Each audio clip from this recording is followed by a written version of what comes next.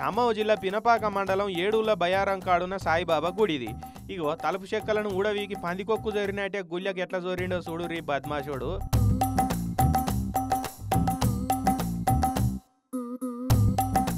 ఇక ఒచ్చుడొచ్చుడుతోటే ఉండికి సూటి పెట్టిండు.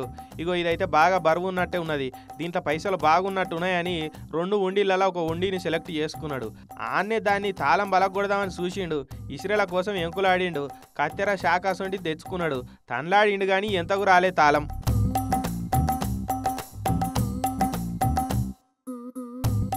అమ్మో తెల్లారుతున్నది, మళ్ళీ అయ్యగారు వస్తారని ఆలోచన చేసి తలుపు చెక్కలను ఉండి వెళ్ళేటట్టు ఏడుకాడ ఊడదీసి పడేసిండు. ఇక అందులోకే లీగి ఆవలబడ్డాడు.